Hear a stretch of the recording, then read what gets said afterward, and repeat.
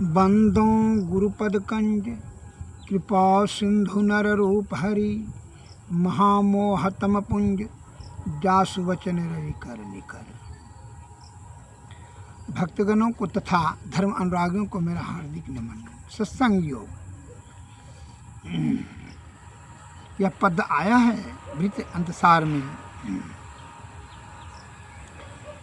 निमिषम निमिषम आर्धम बा समाधि असमाधि गच्छति शत जन्म अर्जितम पापम तत क्षणम देव नश्यति।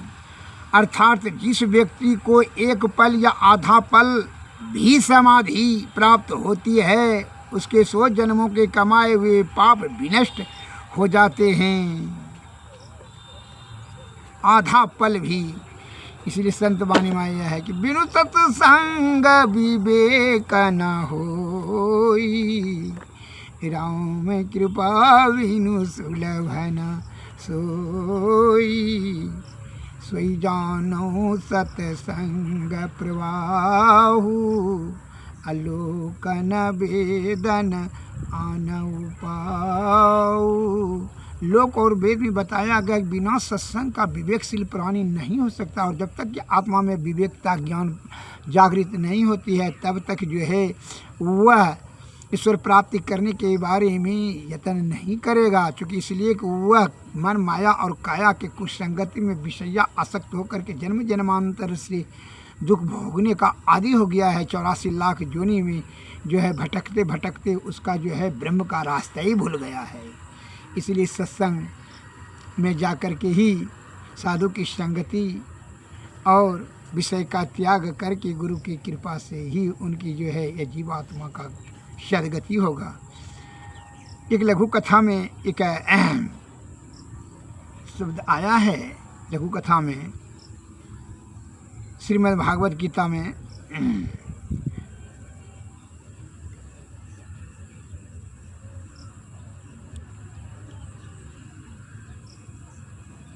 महर्षि वशिष्ठ जी राजा विश्वामित्र के यहाँ अतिथि रूप में गए। विश्वामित्र जी ने उनका यथोचित सत्कार किए।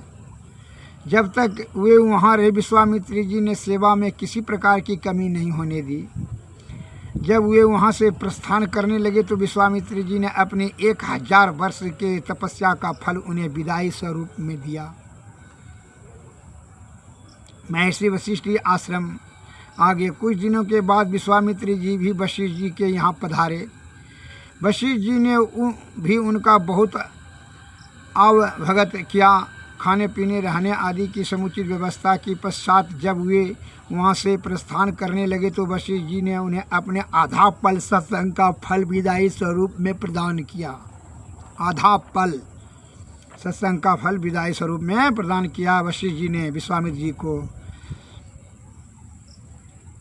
तो विश्वामित्र जी के मन में हुआ कि जब ये मेरे घर पर आए थे तो मैंने विदाई में 1000 वर्ष तपस्या का फल दे दिया था और मुझे आधा पल सत्संग का फल दे रहे हैं। कहाँ 1000 वर्ष की तपस्या का फल और कहाँ आधा पल सत्संग का फल। यह तो मेरा अपमान है। वशिष्ठ जी तो ब्रह्म ऋषि थे, उनके मन की बात को भांप गए। ब्रह्म ऋषि तो त्रिकालदर्शी होते हैं। विश्वामित्र जी के मन की बात को छिपा नहीं सकिया और सब खोल करके उन्हें कह दिया। वशिष्ठ जी ने कहा, मुनि जी ऐसा लगता है कि आप सत्संग की महिमा को नहीं जानते हैं। मैंने जो आपको दिया उसका मूल्यांकन आप नहीं कर सकें। अब हम लोग किसी व्यक्ति विशेष के पास चलें जिससे ये इस बात का समाधान हो सके।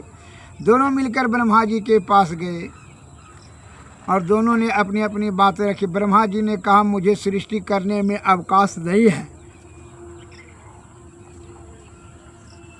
छुट्टी नहीं है आपकी बातों को समझ कर न्याय कर सकूं।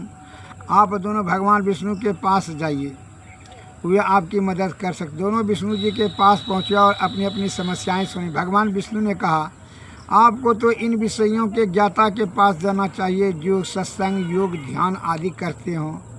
वे ही आपका सही समाधान कर सकते हैं। मैं तो सृष्टि का पालन करता हूँ, आपके विषय की जानकारी मुझे नहीं है। भगवान शंकर जी जोगी हैं, आप लोग उनके पास जाइए।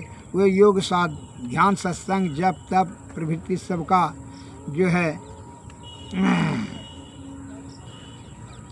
रस जानते हैं। वहाँ से वे दोनों भगवान शंकर जी के पास पहुँचे। भगवान शंकर ने सोचा कि ये भला कौन मोल ले। वशिष्ठ जी जो शांत स्वभाव के हैं, संत हैं, वे कुछ नहीं बोलेंगे, लेकिन विश्वामित्र तप के धनी हैं और तपी को बहुत अहंकार होता है, कहीं श्राप दे दिया तो अच्छा नहीं होगा। उन्होंने टालते हुए कहा, देखिए, जब से समुद्र मंथन के बाद मैंने विषपान किया है, तब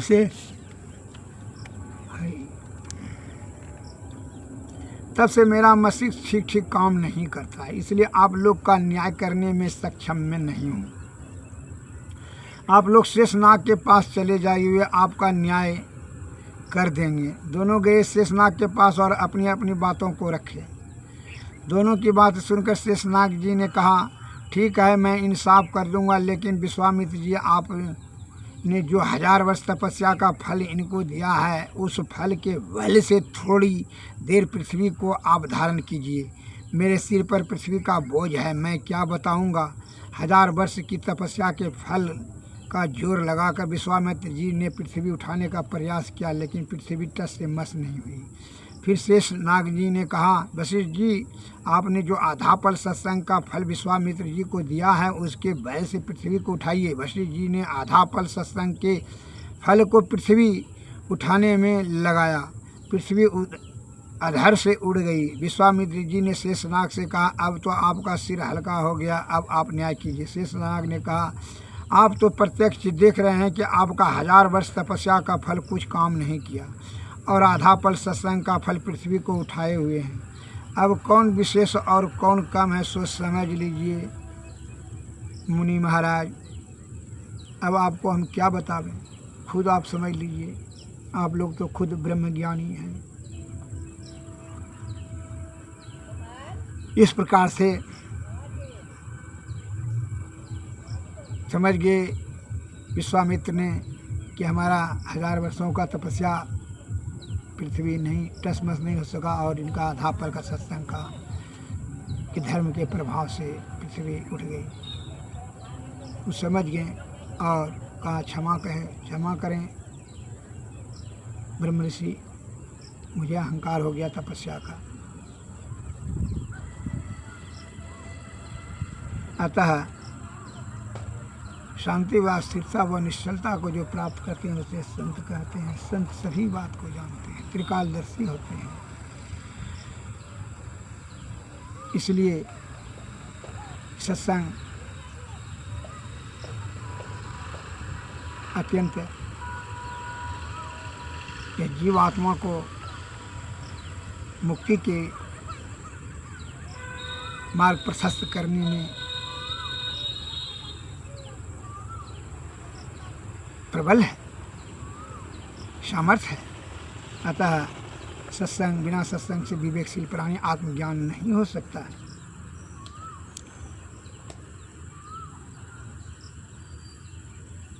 दूसरा मैं उदाहरण देता हूँ। एक साधु बाबा, वे जग में जल कमल के समान रहते थे। उनको एक लड़का था।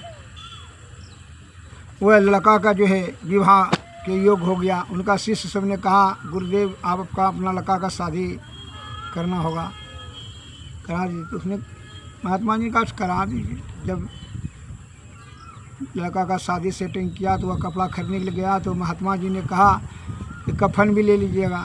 कफन बोलते हैं इस शुभ घड़ी में, खरीद कर ले लीजिएगा, सब शादी है तो श्राद्ध होबे नहीं करेगा। फिर दोबारा काहे के लिए जाइएगा बाजार, ले लिए। फिर जो है डोली का हार करने के लिए गए, बोला अर्थी भी ले लीजिएगा, अर्थी भी ले लिए। कहा, गुरुदेव शादी करने के लिए लड़का जा रहे हैं तो आप अर्थी खरीदने की बात कर रहे हैं। तो कह रहे ले लेना ना, जब जैबे कर रहा है डोली लेने के लिए तो अर्थी भी खरीद लेना। क्या पता क्या हो जाए। ऐसे भी खरीद के लेकर के आए उनका शिष्य सब जो है। तब जो है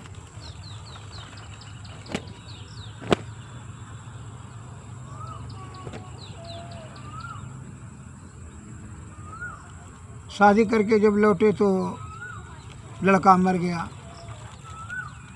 लड़का मर गया, महात्मा जी का बेटा का कफन है ये है, अर्थी है ये है, जा करके फेंक दो, क्या संस्कार कर दिया जा करके।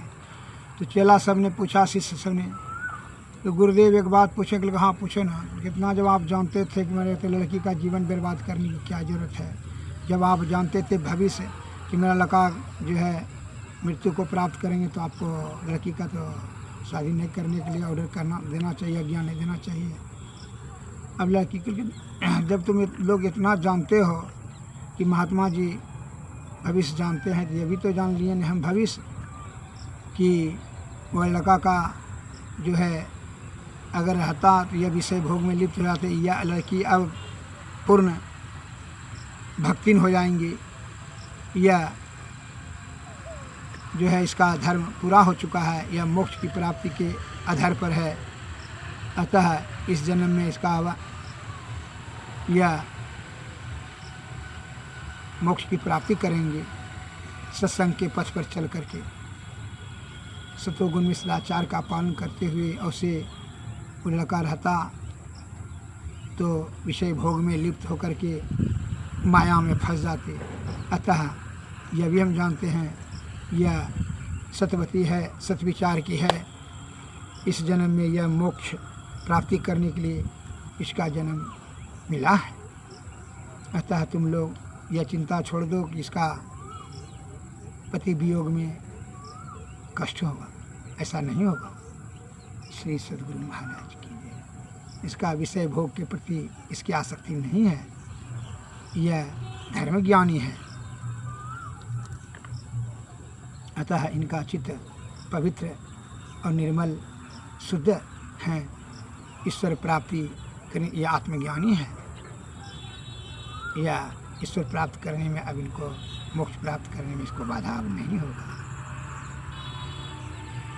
सत्संग नित्य प्रति कीजिए, मति हो ये निर्मल सार रे। रति प्रेरान पति सो उपजयति लह सुख अपार रे। मुख नाम हरि हरि उचरई, श्रुति सुने गुण गोविंद रे। रटि रंकार अखंड धुनि तह प्रगट पुरन चंद रे। सतगुरु बिना नहीं पाई या गम उल्टा खेल रे। कही दास सुंदर देखते होइए जीव ब्रह्म ही मेल रे। सत्संग नित्य प्रति कीजिए, मति होइए निर्मल सार रे।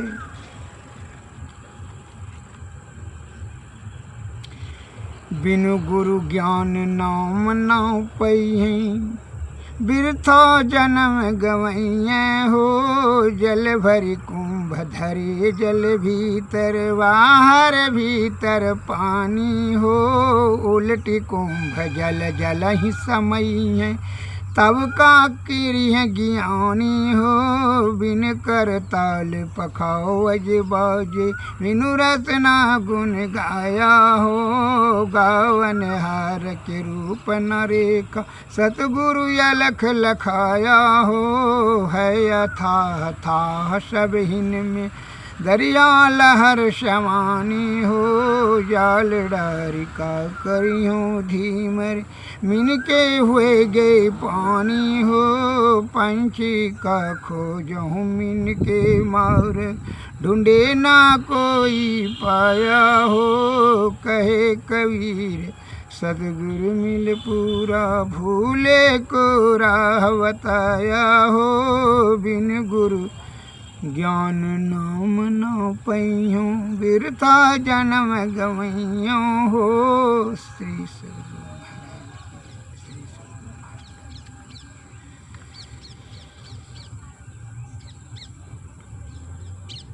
विषय भोगी लोग कहते हैं मैं तो आन पड़ी चोरन के नजर, सतसंग बिना यह तरसई। इस सत्संग में लाभ बहुत है, तुरंत मिला वही गुरु से। मूर्ख जन कोई सार न जाने, सत्संग में अमृत बरसे। मैं तो आन पड़ी चोरन के नगर में, सत्संग बिना जिह तरसे। शब्द साहिरा पटक हाथ से, मुट्ठी भरे कंकर से। कहे कबीर सुनो भाई साधु, सूरत करो वही घर से। मैं तो आन पड़ी चोरन के नगर जी, सत्संग बिना जिह तरसे।